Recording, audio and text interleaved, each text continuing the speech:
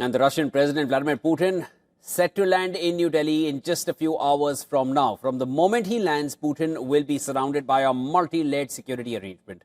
A 5-level security circle will surround him at all times. According to sources, the outermost circle will be manned by the Delhi police. The mid-layer will be guarded by NSG commandos, that is the National Security Guard.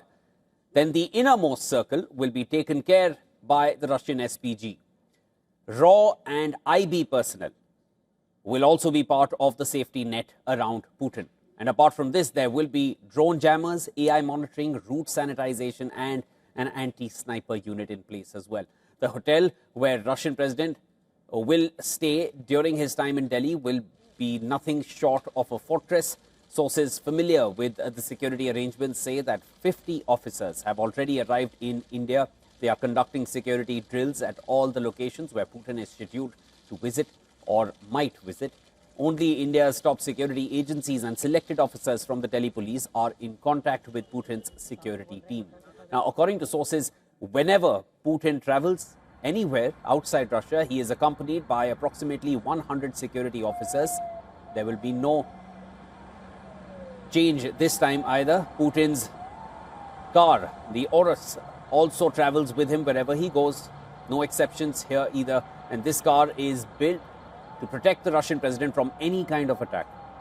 Now, during the bilateral summit between the two leaders, Putin and Modi, talks may also include an additional S-400 missile system and discussions on New Delhi's interest in the Su-57 fifth-generation fighter jet, which the Kremlin spokesperson called the best plane in the world.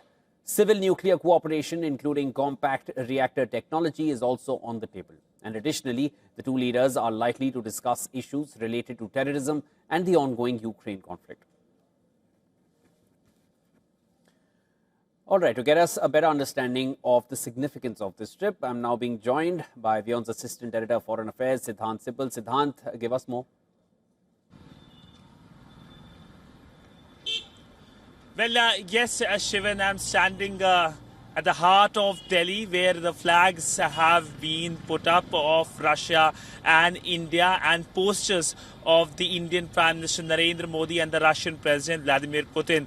And essentially, this is a tightly packed visit, but it is a state visit with all the elements of a state visit, which includes the state banquet and the welcome at the forecourt of the Rashtrapati Bhavan. Of course, several pacts will be signed, from health to mobility, from announcements being made in areas like trade.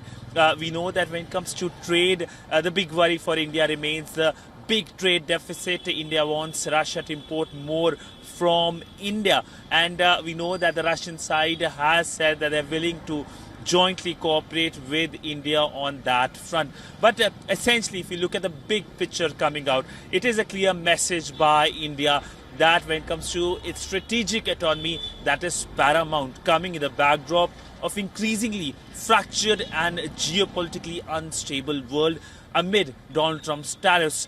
While for Kremlin, it will be a moment to showcase that how it is looking forward to Asia, especially Asian giants like India and China, for trade. And every handshake here in Delhi will be a clear message that it is not isolated amid Western sanctions. Yeah, and Siddhant, that really brings me to what I wanted to discuss with you next. The IRC, we saw those handshakes and those visuals from Tianjin had reverberated and gone across capitals in the West. How much of that do you see happening again this time around when Putin is now going to be on Indian soil? Well, unexpected lines. I do expect comments coming from Western capitals, but it is given. Looking at their perspective, for them, the big worry has been the war in Ukraine that has been continuing since 2022. And while India has its own history with Russia, they have their own history with Russia. Now, for India, that history is a very positive history. That history is a history of supporting India at a time when West was supporting dictatorships, especially in India's neighborhood, which of course includes Pakistan. And that makes India-Russia relationship a very strong relationship. In fact, if you look at the Cold War era, whether it's the unipolar era or whether it's today's multipolar fractured era, Russia has backed India and supported India. But that is, of course, not the history for the West. So do expect a lot of comments coming in. I do expect at a certain point perhaps comments coming from the Western leaders as well. But this is something that everyone understands. Siddhant, thanks so much for getting us the latest. That was our Assistant Editor, Foreign Affairs, Siddhant Sibal.